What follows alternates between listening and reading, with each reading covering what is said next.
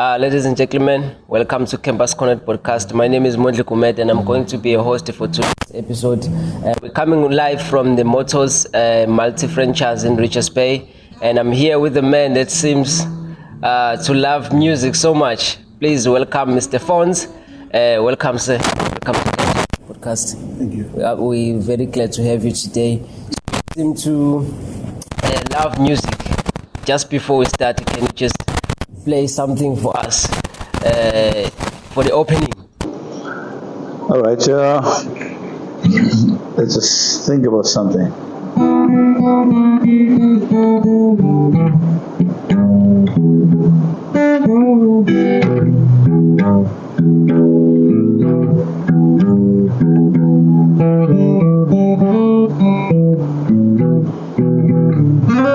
Okay, can I come in? I'm joking. So that's a little bit of the blues. The idea is not to entertain, just to give an idea, of possibilities. Yeah. So, yeah. We appreciate you having you on today's episode, and we're here to speak about something that I'm so excited about. I can't wait for the people to hear it. So just before we get into it, who is Mr. Fonzz? When we talk about by Mr. Fonzz, who is he? All right, so first, I think and foremost, congratulations on 1,000 subscribers for such a young crew. Thank you. I think it's wonderful what you guys are doing. And I wish you really all the best, and I pray that we Motors, multi-franchise Richards Bay, and Motors as a whole, and the Muz-Tech project partner you through this journey, So coming back to me, and another thing, thanks for hanging out with a guy like me, all you young kids. So it's a pleasure that I could connect with you all. So, from a very early age, there were a few things that I kind of aspired to. And one is not living in the same place for long. So I've pretty much stayed all over the country, a little bit out of the country. Neighboring places. And I didn't stay for too long, but the whole idea was that to sort of attain a more global culture, a better understanding. So, while I've interacted with, professionals and politicians, and I've also interacted with people that sleep on the street. Wow, amazing. And it's given me a nice understanding. And so the upside is that for me, rich in experience. However, the corporate world might see you as a person that roams and doesn't Put down roots, which can be a detriment. But so I've enjoyed that. I've got a very solid family unit. I've encouraged the same for my children. I've never given them advice in a sense, I need you to become this. I felt it wasn't my duty. I felt they have their own path to sort of carve. I've just given them the tools that were available to me, so they can find their own way. And so, fast tracking to where we're sitting now, I'm not a musician. I never was a musician. I've never had any special gifts to say, hey, you're going to be a musician one day. I found music by accident through association with family that play and that sort of thing. And then I ended up in a space, and I thought, so you can't play football all your life. Most sports you can't play. I've done a lot of sports over the years. But guitar, I know guitarists or musicians in general have played music until the day they've died, actually. What a pleasure, So I said, let me give it a shot. And so without music knowledge, I sort of approached it from an academic perspective.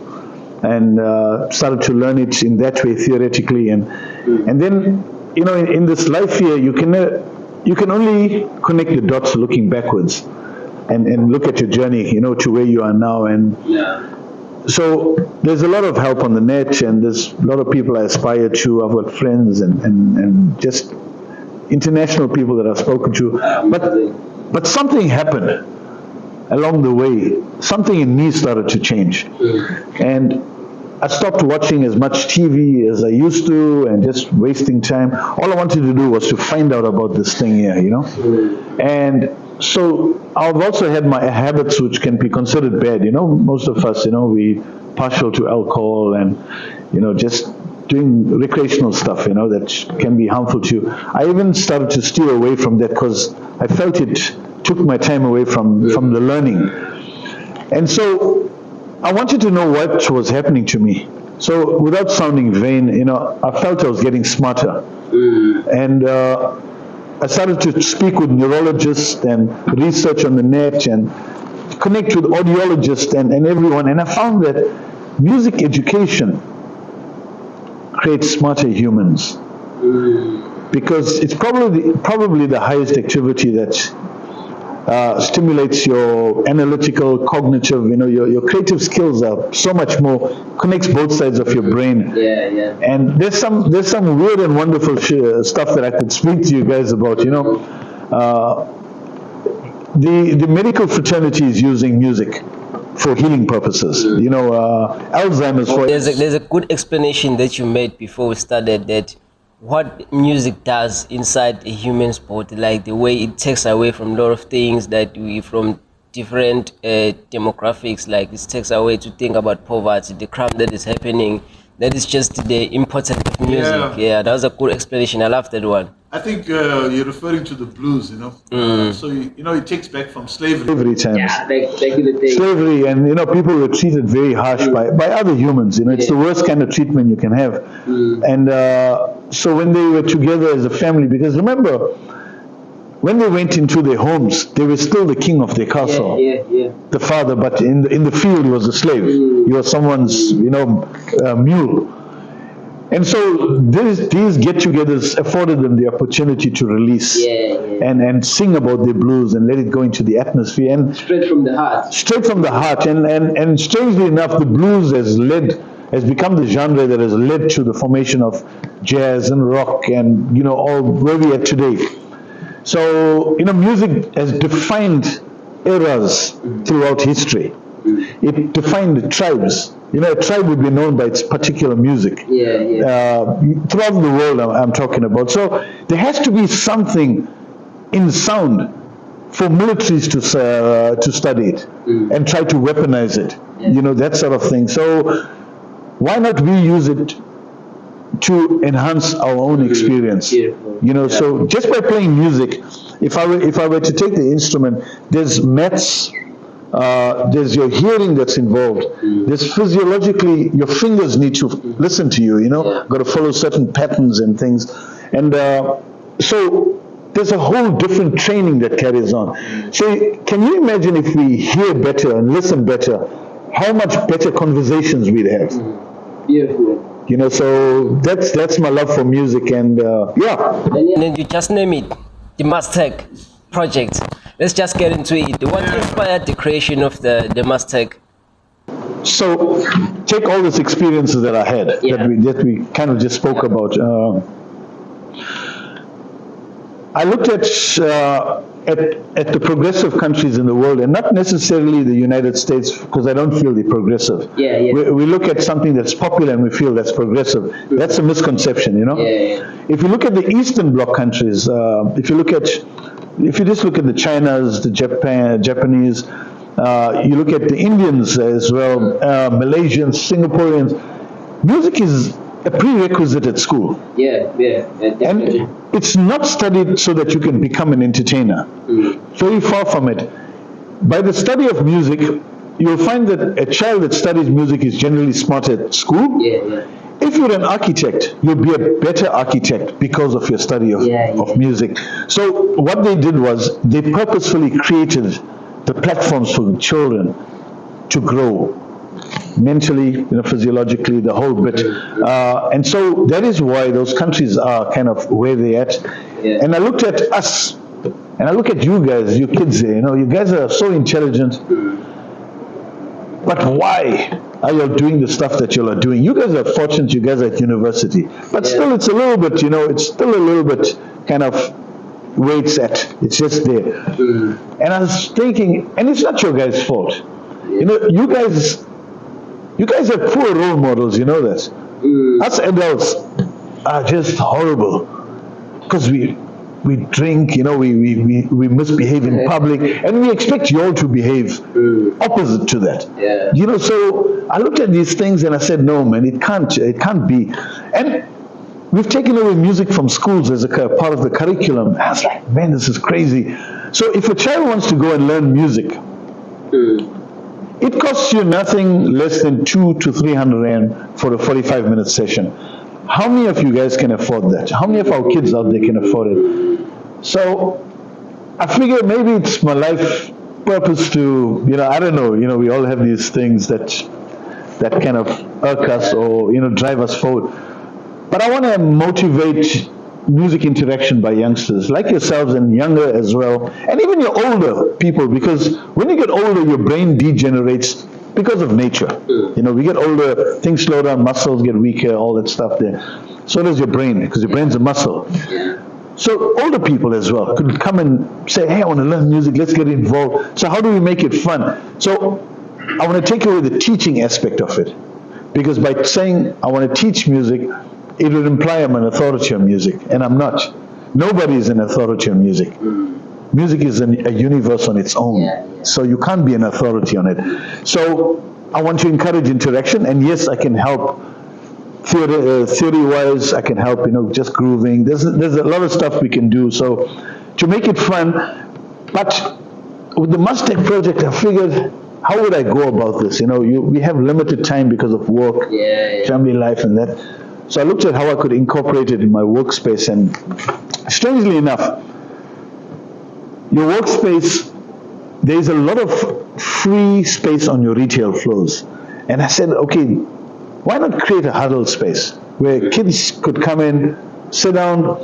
I was looking at the grade 10, 11, 12 that could come and sit down and have some exposure to music, but at the same time, remember the automotive industry is at the forefront of technology. Technological development. In fact, we're at a crossroads in the motor industry globally because of the introduction of electric vehicles and new energy vehicles. So why not utilize that space to bring these youngsters in, have them exposed to technology, but because you youngsters connect through music so strong, why not make music the element that connects you all, and then bring in the tech and the laborious stuff, you know, that kind of thing. So how would it benefit? So it would benefit the youngsters definitely with what I've spoken about. But what about a particular dealership like ours? We could create a skills pool that we could draw from. We would have ambassadors for our brand. We would have a community value add. And especially in Zululand, it's so prevalent how the community connects with the businesses. So I think that's the way I see it happening. You know, that's the minds are here. Yeah. So like it's a beautiful concept, and the day I heard about it, I was very excited. So now, just tell us about the collaboration with the Campus Connect podcast. Why you wanted to collaborate with the Campus Connect podcast in putting this initiative into action. All right. So, you know, you can, intelligence and intellect is very relative. It's relative to the situation you're in. You're an intelligent child in class, but if I take you to a farm and meet a farmer that's never been to school, you'd actually look quite stupid when it comes to farming aspect. So intelligence is sort of I say it's relevant. So my point being that a lot of people that are in positions of power within, let's just say, the motor industry or corporates in general, do not have the vision to see when something is pitched to them, because they have either administrative qualities or, you know, just technical qualities. So they don't have this broader vision for something. So it's not their fault. It's the way we're born. And you guys, when I spoke about it to you guys, the feedback I got from you guys was crazy. You know, I loved it. Oh, by the way, Dr. Begani Buthelezi, when I pitched it at work, I pitched the project to them.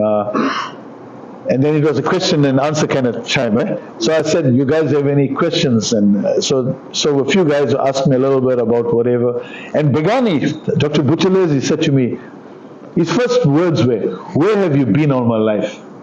And he's a doctor of music, So, music, this creative spirit allows you to think peripheral, not just blinkered. So, and you guys seem to have the same vision. So I said, man, I love it, for that, man, I love you guys. And I looked at your podcast and I want to add value for your podcast. I think what you're doing is really awesome, especially with the limited technology that you'll have out here. I want to see you doing this stuff, And again, you guys are limited not because of the lack of intelligence, but the lack of access. The lack of access to data. Data is an expensive thing for us in this country. So you can't be an entrepreneur easily. Transportation is a problem, So you guys, so if I can facilitate in any little way, man, I would do it wholeheartedly, So first and foremost, I sell cars. Yeah. So by connecting with you guys, we've had some discussions of how we could sort of create some synergy.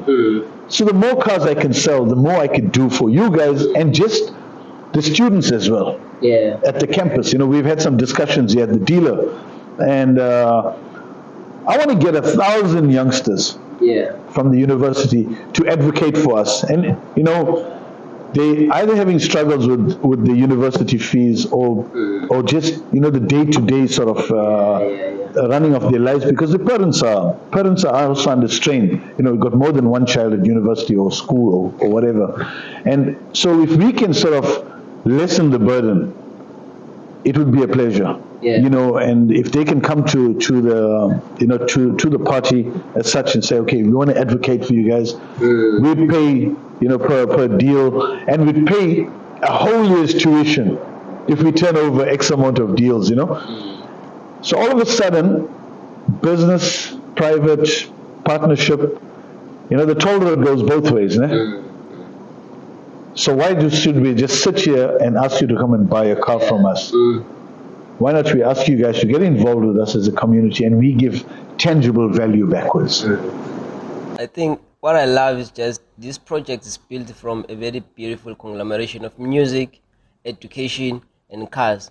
So now what I want to ask is that what are the core principles and values that is going to guide the Muz-Tech project?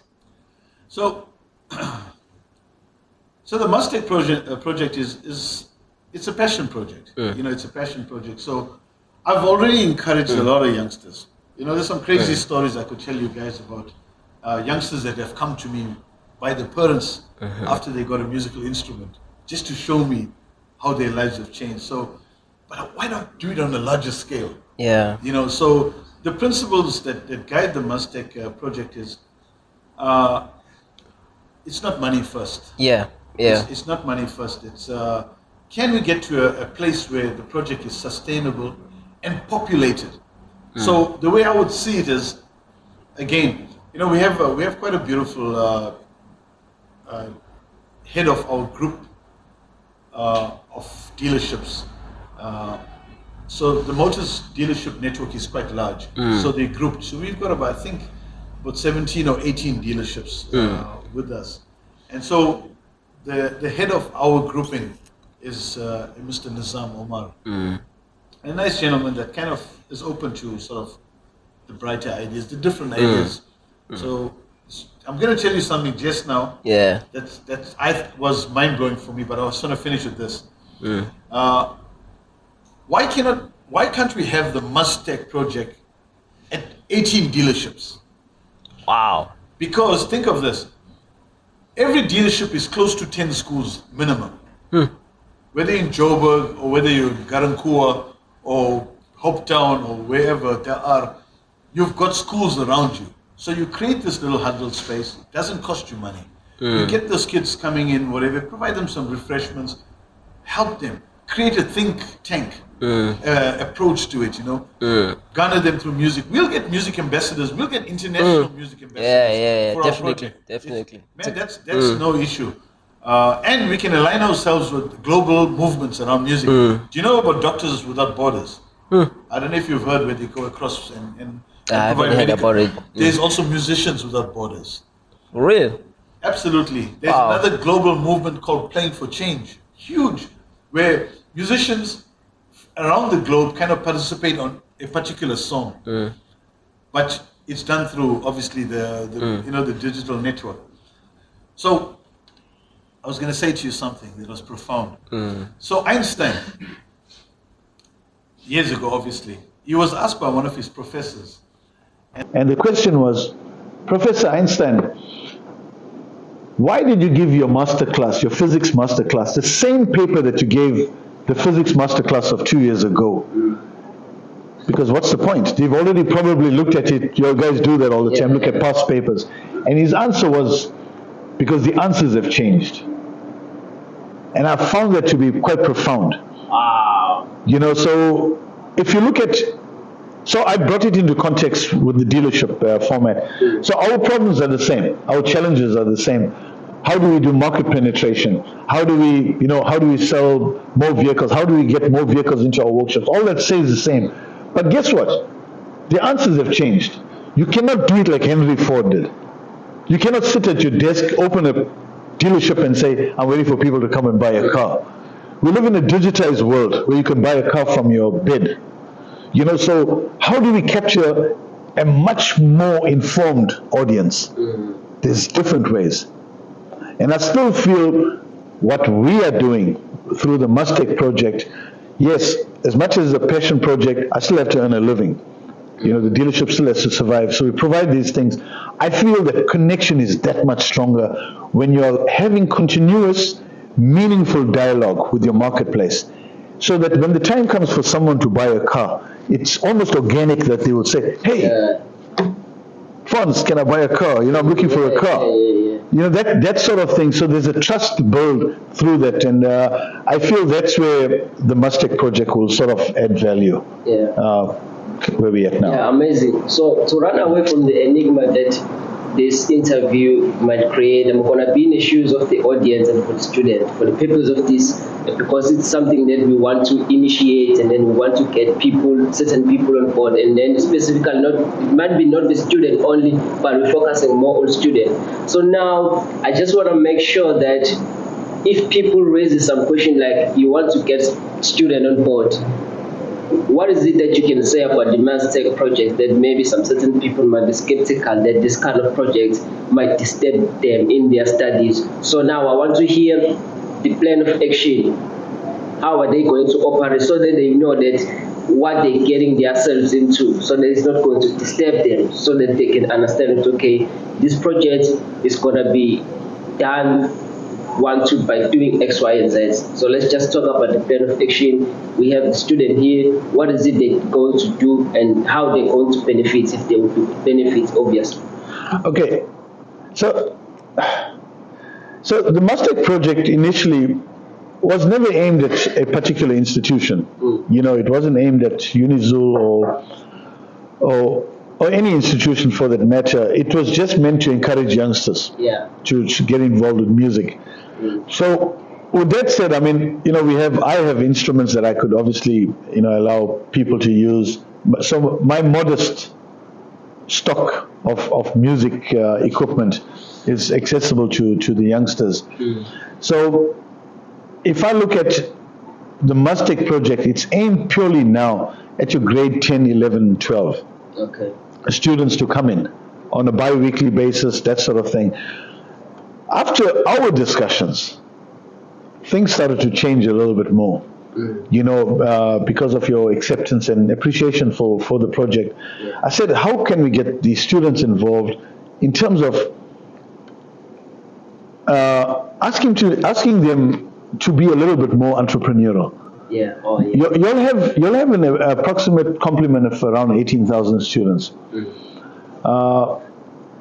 How can I ask them to be entrepreneurial? Remember, there's some of them that are dynamic in their own ways, and they are not interested in entrepreneurial activity. They want to get a job. They want to just earn their money as an engineer. That's their life. They're going to get married. They're going to have, and it's cool. It's cool if that's what you want. But a lot of you guys are also not satisfied with the mundane. you're looking for something to enrich your lives, just purely by saying, I'm doing something different other than studying and just going to class. So the Muz-Tech project is just, or the university project is nothing but an extension of what the Muz-Tech project portrays. Yeah. You see, while we have the kids here, so if anybody from the university wants to learn music or be involved in music, it can never disrupt their lives. Yeah. It can only enhance their lives. Because you cannot tell me you do not have 15 minutes or to half an hour of free time. It's all it takes. And you guys are operating at a frequency now that's the best for learning. So if you're younger, so your physiology is stronger. You know, to kick a football, a 50-year-old can't kick a football like you guys. You know what I mean? So to get your finger exercises, you know, it's easier to memorize the notes. It's easier. So all those things. So, and it's a journey. It's a lifelong journey for you guys. Yeah. It's a lifelong journey. So that for me is where the Muz-Tech project kind of just adds superficial value. The value will only be realized down the road. You understand? But on an entrepreneurial, with the entrepreneurial aspect, if I can sell more cars, I'd be able to add more value for the students that's at the campus, and I'd be able to add more value to the youngsters on the ground, because I'm doing this for free. My time is the kids' time, man. Yeah. To sell cars, go back, help kids, make some videos, help kids to learn. I don't want to showcase. I don't want to be an entertainer. I'm not an entertainer. Yeah. You know, I know a few songs, but I love the theory part of it and the learning part. It grabs me. You know, listening to that sound, the difference between an interval, between a major third, a minor third, and the root, and it gets crazy eventually, you know. So that's how I want to add value for the students at the university. Yeah, amazing. So now, how students are going to get involved in these projects? Because, as I said, I'm going to be in the shoes of them and also the audience. Because personally, I don't like things that are stagnant. So if I hear about something and then it interests me, that is why I always WhatsApp to say, bro, what's going on? I know. And I think our energies with these projects are kind of the same, because in the morning I'll just wake up with your call, say, hey, champ, I'm planning this and that. So after they've watched this interview, what is next? What can they expect next? How we gonna get them involved? Okay, so we start off with 10 students, 20 students. I would come there and do the training with the students. So I would familiarize them with the motor industry and, you know, how to go about, you know, looking out for clients, how to steer the conversation, you know, towards motoring, transportation. So I would do that. I would then equip them with necessary, let's call it point of sale material, you know, pamphlets or cards or whatever the case might be. We'd be able to get that, so that when they go out, they're going to go out empowered to society. So who's to say NAMSA, which is kind of like the controlling body for the motor industry in South Africa, there is a big drive towards also transformation. You know, transformation is a swear word in some circles. There is a drive towards transformation. So how do I empower you guys? Because you guys look at the motor industry and say, I don't want to be a salesman. I don't want to be a mechanic. The motor industry is 1,000 times greater than what you think. I want to expose you to that. If you're a doctor, if you're a lawyer, if you're a physicist, if you're a graphic designer, the motor industry is a place for you. Definitely. R&D, you know, it's crazy what's going on out there in the world, transportation. So why not expose you guys to that? And then you guys can say, man, hang on. So this world is not just limited to what I thought. It's much more than that. And so why not at some point, out of the thousands that we interact with over the next months and the year or two, one rising star ends up owning their own dealership. Wouldn't that be nice? Wow. Wouldn't that just be like, you know, and then he passes on the same kind of empowerment that's been handed to him to get there. You know, it can happen, he can forget, you know. People forget, things. But that's not our business. Yeah. You know, that's not, our business is just to do the right thing. Okay, right. So you mentioned that with the Muz-Tech project, it can end up that one day maybe certain student end up owning his or her own dealership. So now what are the other opportunities that the Muz-Tech project might come up with? So if we were to look at, so the Muz-Tech project is purely based on enhancing youngsters' experience away from conventional schooling systems. Yeah. So, and I feel, and again, you know, I have to reiterate, based on research, if you go onto the net, there's just tons of information how music impacts your thinking. So that for me is already the benefit. But if you look at benefits that are more tangible for the youngsters, let's just look at the university. What if we came to the university, so we've sold X amount of cars through, because we will measure it. We have our own metrics here. And we say, guys, we are now paying one student's annual university fees. And if that grows, we could be paying annual university fees every month for one student. So it's like, you know, that's a lot of cash for somebody. So I think to have activations on the campus, so that's just maybe a bigger thing, but regular activations for the students on the campus. And if the campus students are having someone's having a real problem, why not? We get involved. Why not I get involved personally? Why not I get involved personally and say, listen, you have a legitimate problem, we're going to assist you this way, or that way. So that, you know, man, we're coming from, you know, unfortunately, the words I'm using can feel a bit cliched, you know, but it also rings true. You know, a lot of us are coming from very disadvantaged backgrounds.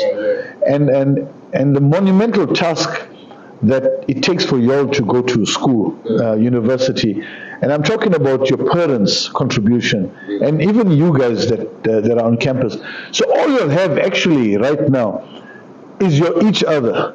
You know, these are like your brothers. You know, you're gonna you're gonna move away as life. You know, life does that. You move away. But for now, this is all you have. So sometimes you'll sit together and you'll eat a loaf of bread with maybe chips. But it tastes the best because of the people you're around. So, you know, if I can enhance that experience by keeping you all stronger together and empowering you all, and unfortunately, you know, I wish I could just do it per se on my own, but I represent quite a big group. Motus is a huge group, you know, entity. It's a JC listed company, you know, so we have the means. However, you know, business does not go out dishing money. That's not how they became a corporation. There has to be participation, willing participation from the other side.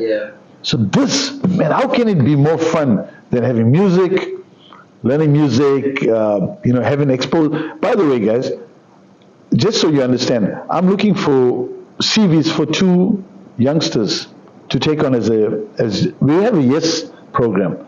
I don't know if you guys must be familiar with the president's initiative to create employment. We've created something called the YES program. So we've at Motors have decided that we also will participate. So if I can get CVs of 2 youngsters, can be postgrads, whatever the case might be, I'd look at it and we'd bring them in. And we'll pay them a stipend, and you know, they would earn money, and we'd find roles for them. But then you have real life work experience, and then you can go out in the world stronger. So don't forget what I'm telling you. Put that out to the students right now. That's how we came in, to make sure that information is right now. So do it. Absolutely. So 2 students can benefit from this, and then the others that are out there, try and earn some money. It doesn't take a lot of effort. We talk a lot. We're on social media a lot. Why not make it pay for us instead of just? Man, you know, we're so consumed by entertainment.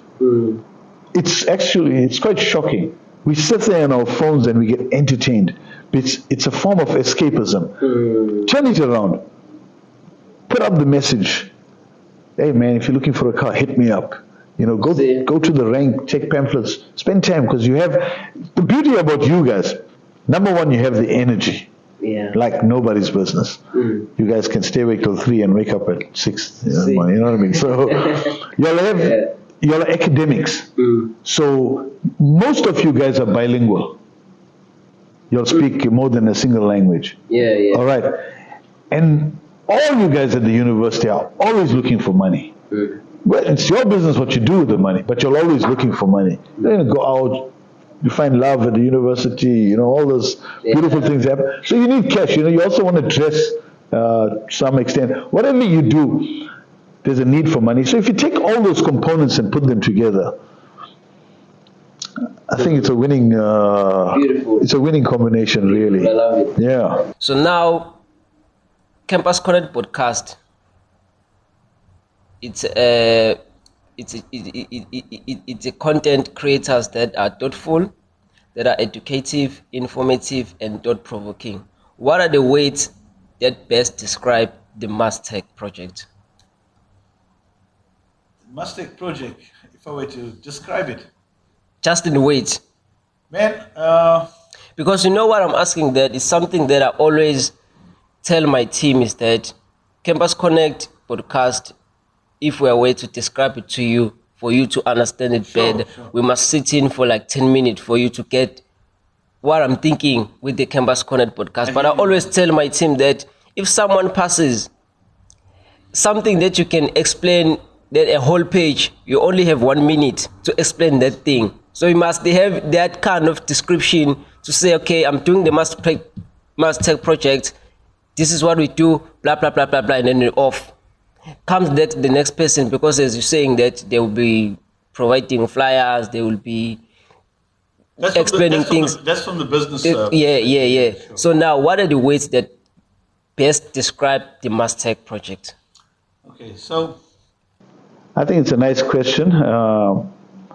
I never really give it thought along those lines, but so for me, it's an empowering platform. Okay. Because of my personal experience, music education creates smarter human beings. Now, can you imagine you guys, and through the music education, so that you listen better, your brain analyzes the information that you're receiving better. Can you imagine if you transcend that to Parliament and look at and see what type of conversations will be happening at Parliament compared to what kind of conversations are happening currently in Parliament? Sometimes it's a free-for-all in Parliament. They sound like kids in a playground, the way they shout at each other and carry on. But as intellects, when you get to a certain point, because your reception, it's never the sender of the message. It's the receiver of the message that will determine the quality of the message. Okay. So ensure that your ears are tuned to listen properly. Music does that to you. Beautiful. So the Muz-Tech project wants to create those platforms for youngsters to become smarter. Okay, so now let's talk about our operation scale. I'm not sure if that is the used term to use. Now, a student that is in UJ is going to watch this episode. In Cape Town, they're going to watch this. In Durban, in Echozini, in Nambis, they're going to watch this episode, and then they're going to think, okay, I can be involved in a Muz-Tech. Now my question is that how much is our scale? Who can get involved from where? Like for now, I understand that in the future we can be all over South Africa, but for now, since it is starting, where we're gonna be operating and where we cannot for now. Like, let's just be specific about that. So nothing happens now. I've been in this project. The first thing is I've been playing music for about 10 years plus. As an older guy, taking up something that I never did. So it took me years to accumulate understanding of the instrument and appreciation for it and stuff.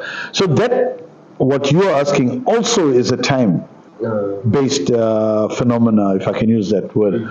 However, Motors, if I were to take Motors, because I currently represent Motors, if I were to take Motors, we are the most populated vehicle distributor in the country. You know, do you know that we are considered the OEM for Hyundai?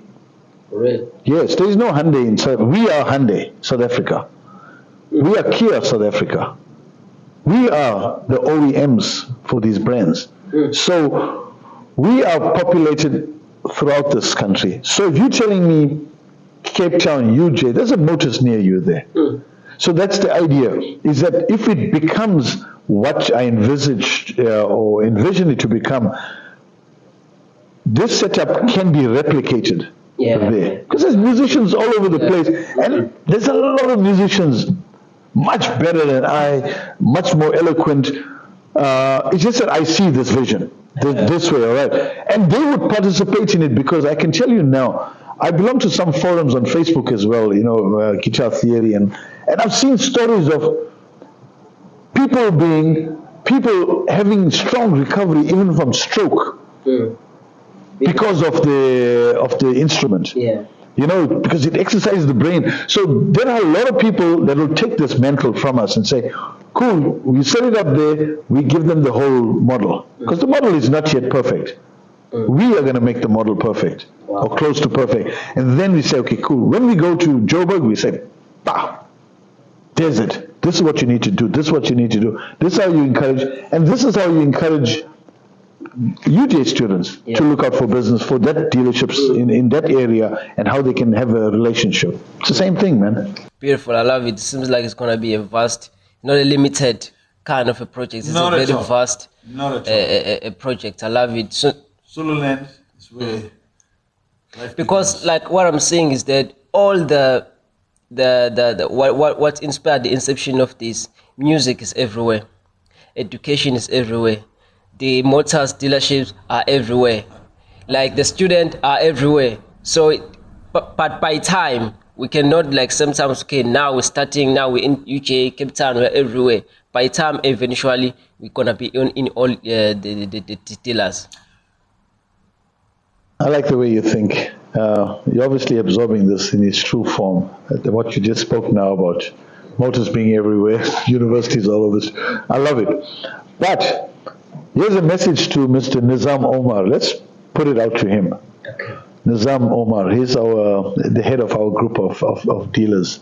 Let's say to him, take us serious.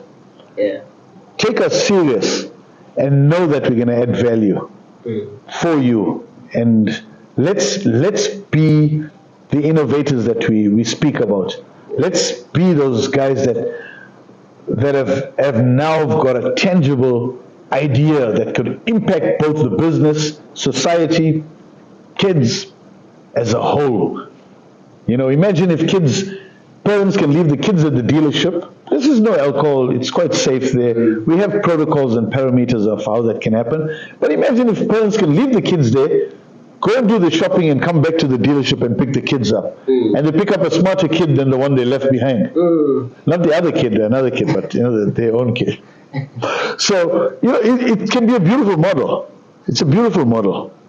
I could see it. I literally can see it. So, let's see Mr. Nizam Omar. Yeah, very good message to him. So now, what is the message that you have for a student that might be interested in getting involved into the Muz-Tech project?